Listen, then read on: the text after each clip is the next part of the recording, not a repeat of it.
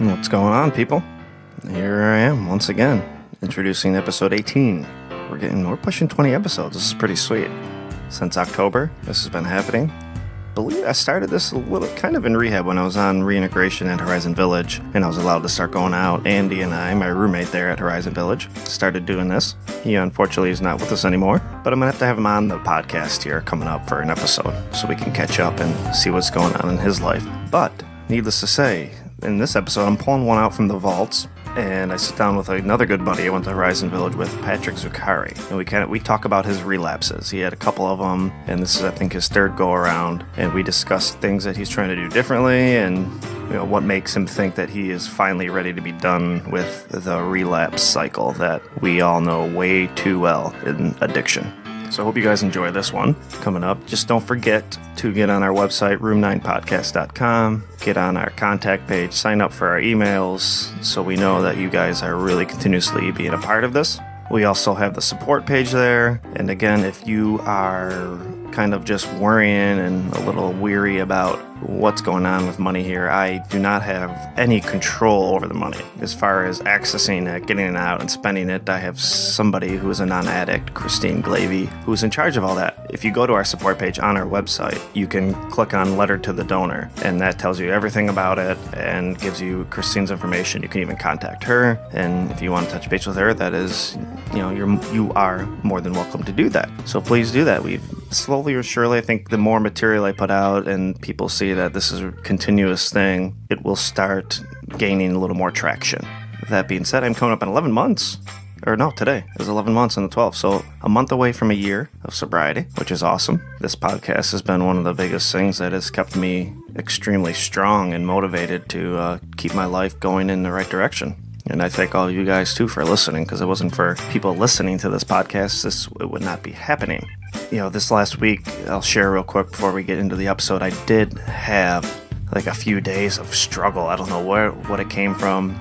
I did have a little disagreement with my significant other. I don't know if that caused it, but it was just I had to fight through unmotivated. I was just not motivated. I had to fight through it. And if you listen to some other times I've talked about the importance of being disciplined so that when you are not motivated to do things, you continuously do them. And I had to put my money where my mouth was this week. And I kept working, I kept fighting through it, but let me tell you, it was challenging. So anybody who listens to this, man, if you are feeling unmotivated in something, stay disciplined, because it goes away. I'm right back at it. I feel great today.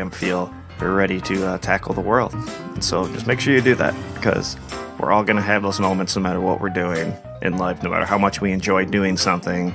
When we're doing it all the time, there's going to be times when we do not feel like doing it. And that's when discipline comes into play. So remember that. And as always, thank you for listening again. Room9podcast.com. Check us out on Facebook, Room9 Podcasts, on Instagram and Twitter at Room9 Podcasts, all that other jazz. I hope you guys enjoy this episode. Thank you very much. Oh, yeah. And I will also be releasing another episode this week. So probably today is 3/12, Tuesday 3/12. So I probably will be releasing one, hoping tomorrow. So on the 13th. And that'll be episode 19. Here we go. Without further ado, here is Patrick Zuccari.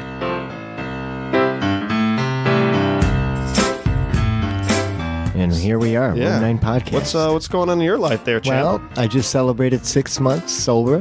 Hell yes. Yes, clean and sober. Feels pretty good. I've only been here 2 other times before to hit the 6-month mark. 6-month mark, you've only been to twice? Yep, okay. This is my 3rd time. First time, I was sober 2.5 years. And then the second time, I think I made it to 7 months. And then when I got to supportive living, I started using right away. So this what caused time, that? Let's reflect on this. You want to reflect a little bit? Supportive living, yeah.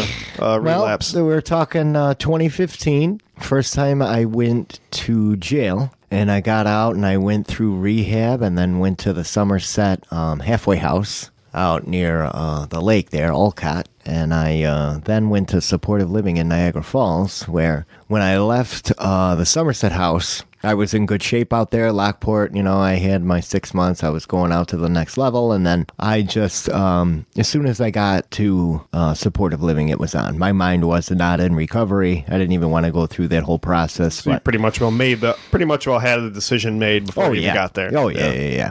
It was, I had gotten in trouble, so all eyes were on me to do something, so I did something, but I was not committed to sobriety at all. So at that point, I started using and found a job right away. I started working at independent living, helping those with disabilities, and then sporadically using. And I got away with that for months. Really? Where I was in supportive living, yeah. How often in supportive living do they drug test? It'd be random, but I always had some samples stashed, clean, and he never really checked the temperature or anything. So yeah, I've never seen I got away with that for a while. And of course, sometimes I really was, clean because I would try to clean it up for a while at sporadic times. But then, just random nights out, things like that. And then finally, I built up. I had pissed dirty a couple of, 2 or 3 times. And then he finally... It was like, you gotta go. Yeah, he kicked me out. But yeah, I got away with that for months, just fooling myself, in the end, But my head was not in recovery. I didn't want it at that point. It was just something it was all for show. I was trying to do something to act like I was sober, but I was not. I was, doing a lot of heroin, a lot of crack, alcohol, whatever I could do, at that point. And not on the job, though, but just more nights and weekends type of guy, And I remember I'd be really paranoid in that house because the guy could come in at any time and I'd be in there high. Yeah. It was terrible, horrible feeling. But yeah, no, I was not in recovery mode at all. I was in the phase to still keep going. So yeah, that was over 3 years ago now. It's been the biggest trick I see my addiction trying to play on me is the saying that you can use in moderation now. Right. You can. Yeah. So many times it comes up. Well, my story was what I consider, I was in recovery and then left was, from 2009 to the end of 2011, I was clean. 2.5 years, I was going through the NA program at that time in Buffalo. A lot different than it is now in 2018. About 10 years ago, yeah, almost, right in line. And I had been in and out of the program at that point for a few years. And I really got, just cracked in half by crack. Crack!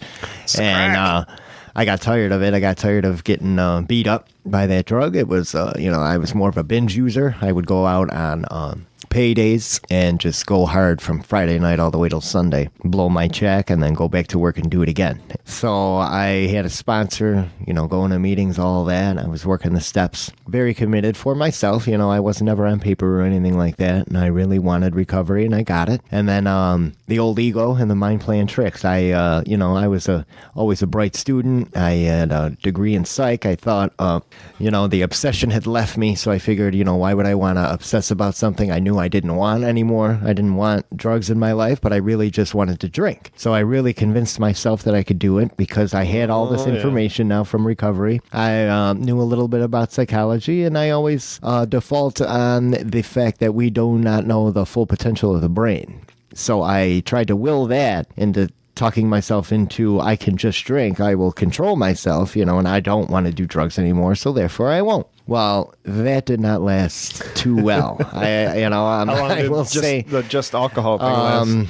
Couple months, and I did have a good time. I'm not going to lie. In the beginning, it was fun getting back to it, trying different drinks, mixed drinks, different things that Consumers Beverage has for you. Different whiskeys and stuff like that. I really enjoyed it. Got into wine, a lot of different stuff. But then slowly but surely, I did go back to using. I started doing crack sporadically, and then it was just downhill from there. That's when I started doing heroin. Then 2014 and shooting cocaine, shooting heroin, smoking crack, alcohol, all that. So it was a really, really rough road back to recovery. So here we are, 6 years later. 7 years actually, from 2011 to now, from when I left. And it was a hard road. I really, these last 4 years, I've really felt the wrath of addiction, the way it just closes in on you, and like the line in that book that's my favorite about being trapped by quicksand in all directions that Bill talks about.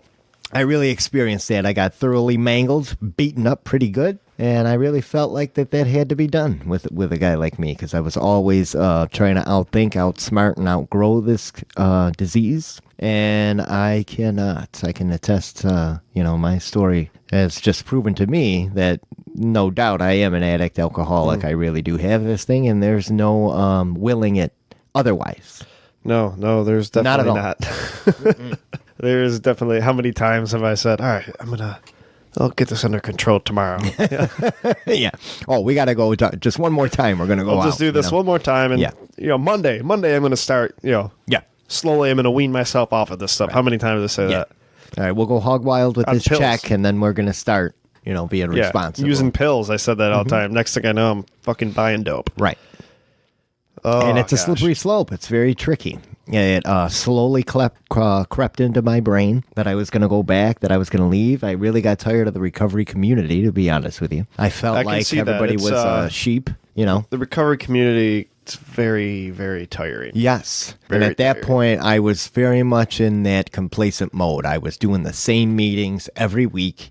No variations. I was always surrounded by the same people, and that got stale for me. I need to change it up and do different things with my recovery. Yeah, you're a lot like me in that way, too, about switching meetings up. I need different environments, same people over and over again. Yeah, and we always share that the perception we have of a lot of other people in recovery is that just their attitude and intelligence in general. And that was a big downfall for me, Yeah, there's a lot of ridiculous people out there. Like that one guy at the meeting, I think it was last week, just kept talking about all the women he was banging.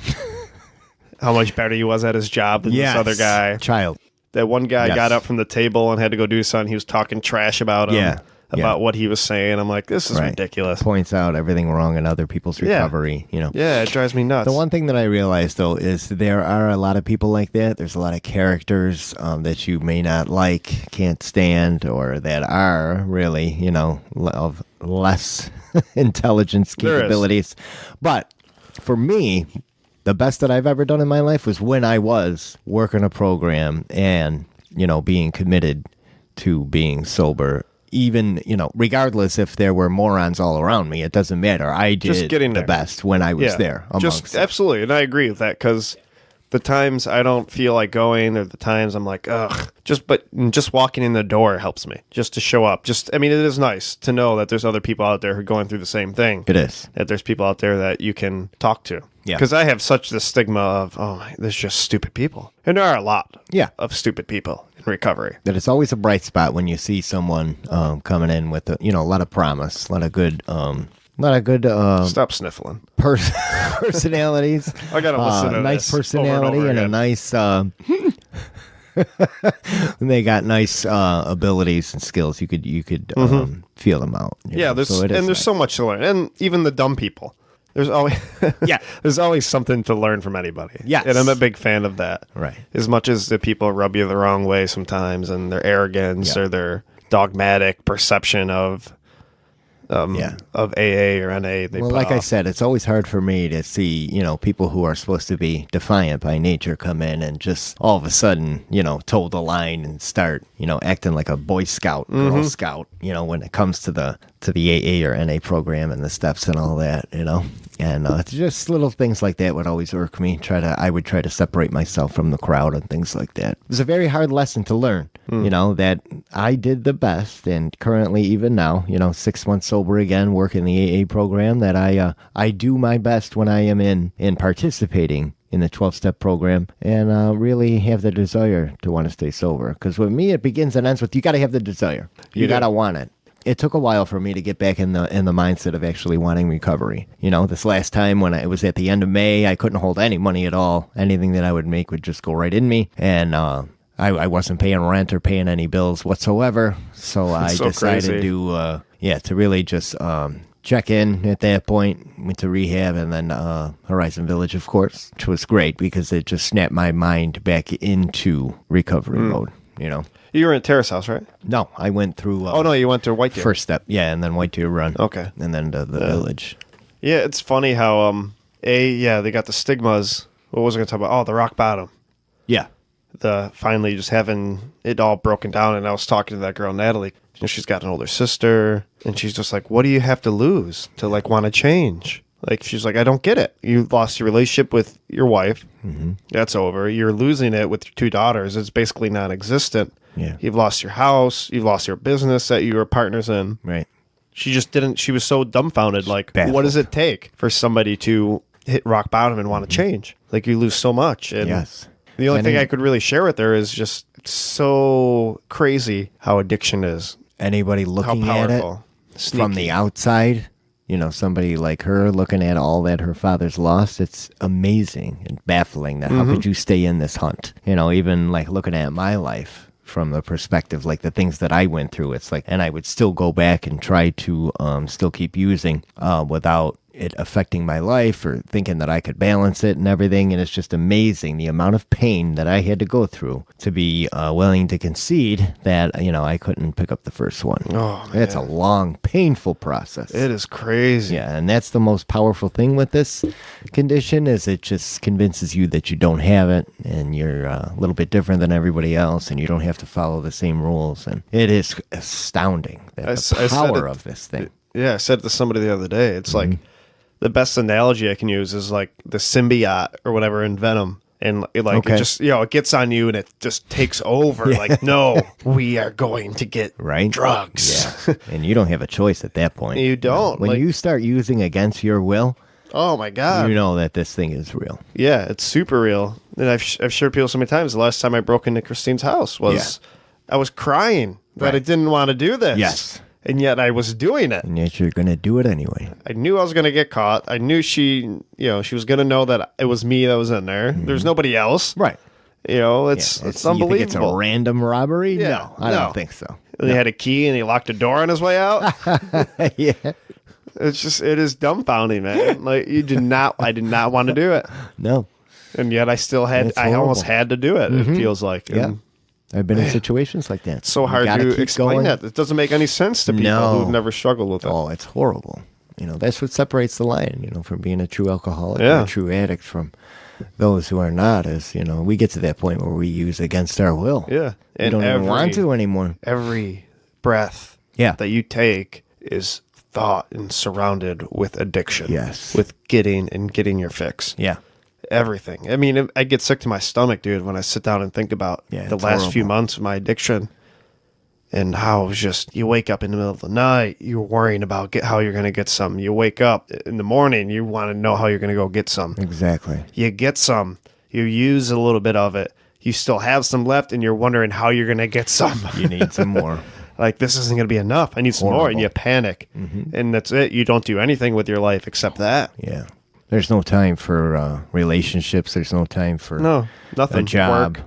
Nothing. Addiction doesn't, it's not lazy. Addicts are not lazy. Not at all. I mean, I've done some crazy shit to get drugs. Takes an incredible amount Walked of miles work, and miles. lies, work, and Just your all priorities. kinds of things. Yeah, to just to priorities more. are all Oh, wrong. yeah. It's quite something. It is really something. It is dumbfounding, man. Yeah. So at this phase, at 6 months, I feel really good in my life. I'm in an Oxford House environment right now that, could be better, could be worse. But it is what it is right now. A lot of new guys coming in, which is a good thing. We need some new people in there. And I'm just, keep my head in the game, working the program. I met up with my sponsor yesterday, and we're going to meet up again next week. I'm going through the steps, working on step 4 again right now. Very nice. How far And, did you get on the steps? Right there at the Right end there, of okay. step At 5 the we end of did. 4. Okay. So he wants to go back over that, which I'm going to do a little writing, and then we're going to see it through to the end this time. We're going to keep going and keep this recovery train flowing. That's what I like to hear. Yeah, Good old there's recovery. no more denying. I don't have any more what ifs or what's going to happen or there's no more maybes when it comes to me and using. Once I pick up, I know what's going to happen. Yep. It's complete insanity, and it will hollow me out in just evident self-destruction. There's no more ifs, ands, or buts, and it's a take no prisoner world. So if I pick up again, that's me just consciously choosing to go back to destruction, and I don't want that in my life right now. No, it's fucking terrible. It's so terrible. That it is. Yeah, that moment of heaviness. What a weight, man, Yeah. it is to carry. Took me a while to get here. In the very beginning, I went out to Los Angeles when I was a young lad, and that's where I started smoking crack out there. And that's where I went from, casual cocaine use to extravagant cocaine use. Came home and then went to my first meeting, in the very beginning of 2005, and been in and out of the program since. It's been 14 years. Took me a long time to get to this spot here. Went through a lot of lessons, met a lot of great people, had a lot of dark moments, but here we are. And I am one of those addicts that get a very hard head, and I have to keep ramming my head against the wall in order to get this. But I'm just glad that I see things a lot more clearly than I did. When I was in my mid-20s, I wasn't ready. You weren't going to convince tough. me. When I hear people like early 20s, Right. I'm like, I don't know how. I really feel like the age, as you go younger in age, the higher the percentage of you relapsing is. Sure. Absolutely. For sure. I mean, I'm thinking I'm 33 or 39? Yep. It's after 14 years of that. Right. It's just crazy. Yeah. When I see a lot of young people now, my heart's with them, of course. And there are people, got clean at 19, 20 years old, absolutely. And they've stayed, and God bless them. I could never. I was nowhere near done. I really had to put myself through the ringer. It's crazy to see people in AA that aren't even old enough to drink legally. Right. But they're in there trying to stop drinking. Yeah. It's insane. Yeah. Like, that's crazy. It really is. It's quite amazing. So, my hat goes off to anybody who's, that young and staying in it, in the process, Maybe they had enough pain. Obviously they did if they're sticking it out. Yeah. And they're that's really great. doing it. With me, myself, I didn't even start doing heavy drugs until I was 20. So I was a little bit of a late bloomer on that. Yeah, I didn't do much drinking till I was about 19, 20, living in Florida on my own. Yeah. Like, sports was always my outlet. Drinking was always a thing since we were, me and my friends in school were like 16, 17. Those were great years, to drinking and smoking pot. But the heavier stuff, like the cocaine and ecstasy, came in when I was 20. In your 20s, yeah. Yeah. Yeah, I didn't even try other than smoking pot and drink. I think I did coke when I was maybe 22. Okay. I think that was like the first time I was around it. And here's some people 13, 14, man. Right. It's insane. So that's crazy. It is. Even like psychedelics. I didn't do my first psychedelic until I was 24, 25. Oh, no kidding. Yeah, I did mushrooms. Okay. Yeah. Yeah, I had done mushrooms and acid, I think I was 18, something like that. Yeah. Yeah. Yeah, I've always had this found respect for hallucinogenics. Yeah. I always have. I've had this, they're not to be taken lightly kind of thing. Right. Use this with intention, not just to escape and have fun. No. I was just having a discussion with somebody about they're finally allowed, the DEA and all that, they're finally allowing more studies to go on. Yeah. Because with LSD and mushrooms and even MDMA, Okay. there's been so many beautiful things done in a very therapeutic setting. Yeah. With psychotherapy and these drugs, and it's crazy. It is. And I always explained it. Like, think about when you sit down in therapy, you're even talking with somebody or whatever. It takes a lot of work to dig out truths. Yes. Like, and to find things that's wrong. And I mean, for example, the first rehab I was at out in Orangeburg, New York. I was talking with this kid, and he was in his mid-20s. And, I just kind of, I always have fun with that. I want, not really fun, I guess isn't the word, but when somebody is really closed up, I like trying to gain their trust and talk with them and find out the things that they've been hurt by. And I remember talking to this kid, and it just took me 45 minutes to get his trust to open up to me, just to mention that his father wasn't ever around growing up. Okay. And talked about his dad's funeral and all that. And Yeah. I remember thinking afterwards, man, it just took me 45 minutes to get him to say that. Right. What if, how fucking long is it going to take for me to get him to really talk about shit? Yeah. And with like LSD or, psilocybin mushrooms or MDMA, you're talking 10 minutes into this trip. These walls are down. There's no more. Right. There's no more of these ego walls hanging up that are trying to put you on guard. You just feel so open and loved and loving and. Well, depending on the person. Yes, depending. I've had those it's all experiences too. It's all about sure. set and setting. Yeah. Really, it is. Oh yeah.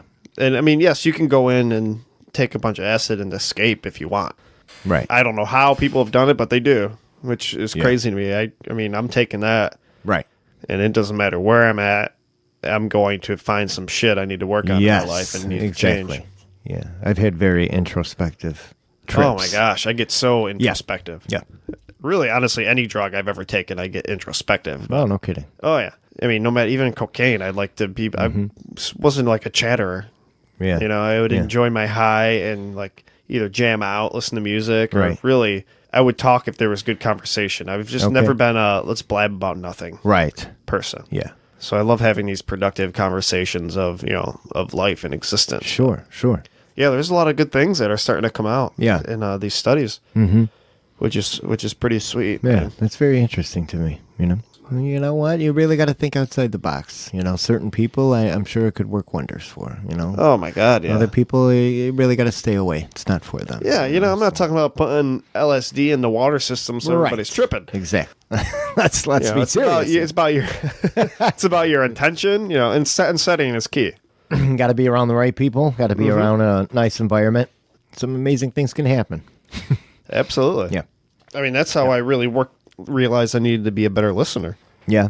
Was on mushrooms. I remember Okay. thinking, like, paying attention. I'm like, I do not listen to anybody. Like, I am a terrible listener. It's crazy. It's funny some of the lessons that could come out of that.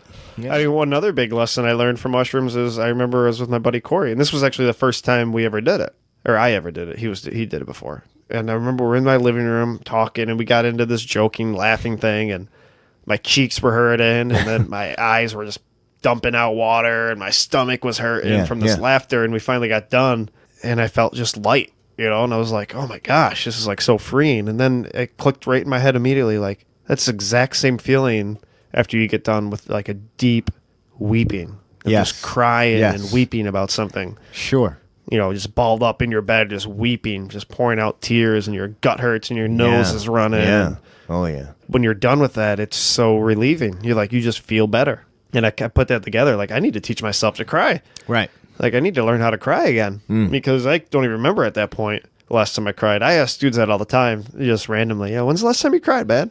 And when some people take you serious and answer you, it's like sometimes it's 15 years. I gotta think, I haven't cried. No, I think yeah. I cried. I think I cried it in May in the beginning before I came in.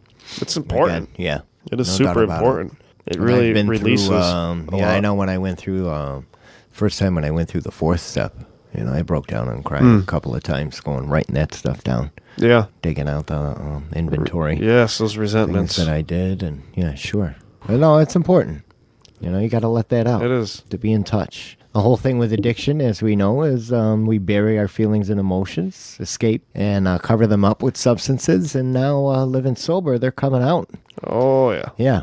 And having feelings and thinking about things more and clearer, but feeling the feelings more. That's what can be intense. Yeah, I think that's like one of the most initial difficulties of staying clean in the beginning, getting through it. Because I always use the analogy of like drugs being a dam. And so you take these drugs and, your emotions are the water and it just hits this dam and it all stays there. It stays there. Then all of a sudden, if you're addicted you're on drugs for just say 5 years, all of a sudden 5 years worth of emotions. Yes. Emotions come flying at you, man.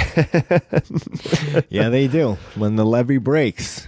And you're Watch like, out. whoa, what is happening here? Yeah. All right, let me use. And all of a sudden it goes back up. Sick. Yeah. Yeah. It's that's wild. tough. It is. I mean, It's a that's how roller I coaster. relapsed the first time when I got clean on my own Can't handle it. It was like it was not even a month, and I had all this guilt and shame from everything. Oh, yeah. Not only even my use for the last, the year prior to that, but even just my life, Right. my failed marriage, Yes, feeling like I failed as a father or a son or a brother, just Right. a lot of different things.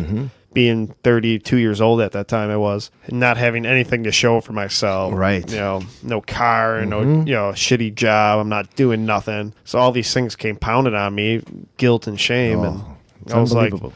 I had to get rid of it. So I went right back. Right. Yeah. It was the only way. I wasn't It going is. to talk about the shit. Right. And especially, it's a weird phase when you get in, when you're around people you really don't know yet, and you want to put your feelings and thoughts out there, but you really don't know the people to do it yet, and then you're experiencing all these very intense feelings, and you get caught in that, I can't handle this, and then you fall back into that old behavior, which comes from that mindset. So you really got to get comfortable. You got to get comfortable with yourself. That's right. Being sober, which is a very difficult thing, that quiet and That the is. silence. Getting comfortable in that silence is one of the hardest things, because I love that crazy, chaotic lifestyle, blaring music and broads everywhere, running Broads. wild. It's terrible. And, Broads. a lot of aspects of the lifestyle, keep it chaotic. And when all of a sudden things get quiet, you don't know how to sit with yourself. That's one of the most important things. Sitting, getting comfortable in your own skin. And that's not, I mean, people do everything to get rid of it. Watching TV, shopping, there's eating. Like, there's so many things. Nobody likes to do that as an individual. It is scary. Very difficult. It is scary. God forbid you sit down with yourself and only yourself and have a cup of coffee or something like that. And not no have phone, to alter it. no TV, no music. Just sit there. Yeah. Yeah, I can say for the first time in a long time, I'm very comfortable doing that now. As I check my phone. But yeah, this is probably one of the few times in my life I can say I'm actually comfortable doing that now. Yeah, I'm getting more Which is comfortable cool. with that. Yeah. It's a process. Something I'm It definitely is. always that needs work. And that's why everybody encouraged me not to rush back to work. It's one of the things I like to do is rush back to work very quickly and get it back and then just, run right out the door and use again. So I don't want to do that this time. So I'm sitting with myself. I'm hanging out at the house, watching a lot of Netflix, hanging out. Just little things. I'm doing some reading, going through the steps and What stuff like book that. are you reading now? Right now, I was just actually reading The good the book? 12 and 12. Oh, the 12 actually, and yeah. 12, okay. 12 Steps and 12 Traditions. But, Very nice, very nice. yeah, I do have one of your Russian books, but I don't know. The mood Dostoevsky. hasn't struck me to start some Start reading?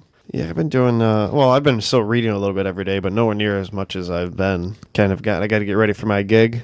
So back Hey, into the I'm very music. excited to hear about this. Yeah, I'm pretty excited too. That's going to be Sean's going to be ripping in a coffee shop. cool. My first ever. Yeah, My first ever gig. that's awesome. Mm-hmm. That's what it's all about.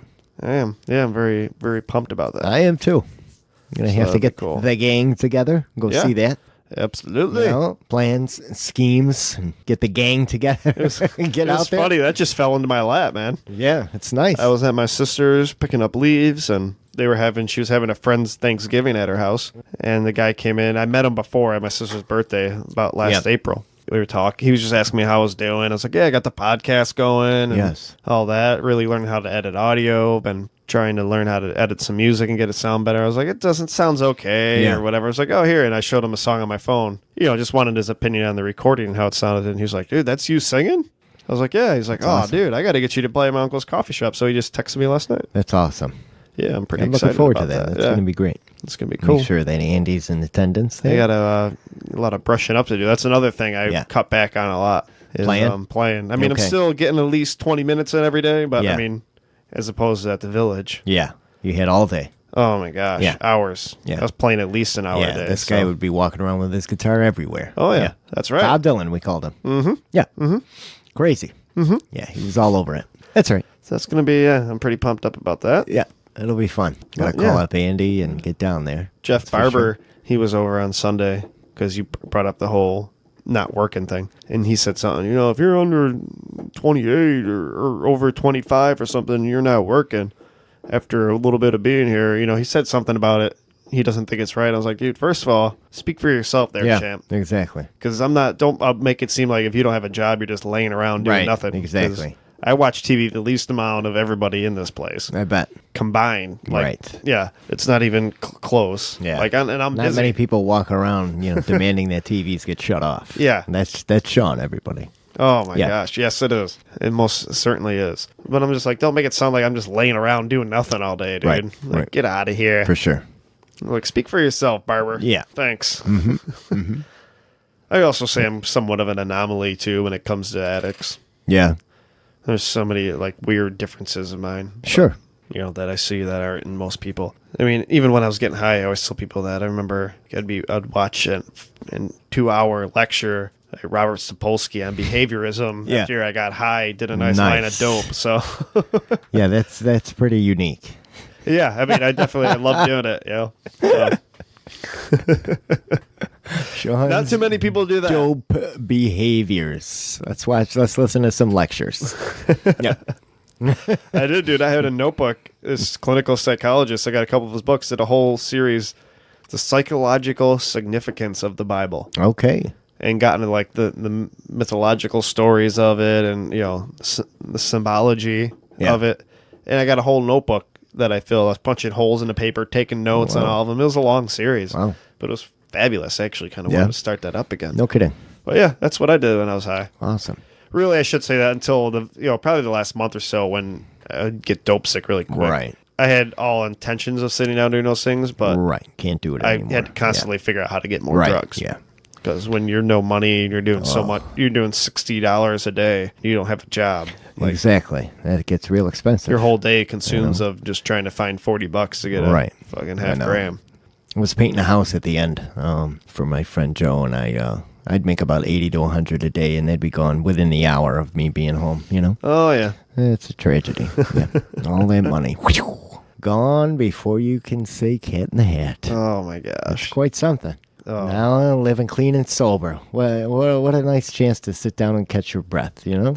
It is. It really is. It is. The only thing that makes me want a job is I've realized, it would be nice to get equipment like a new Yeah. soundboard, microphones, a new laptop, stuff Sure. like that.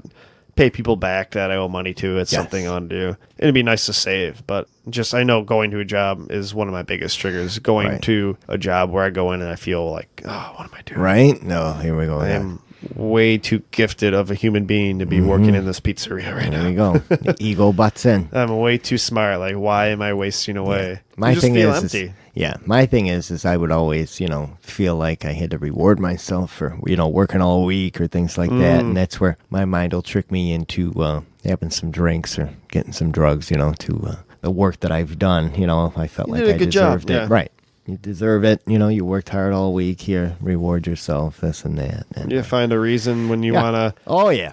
When you are happy, you find a reason. When you're sad, Yeah. it don't matter. Yeah, it doesn't Angry. matter anymore.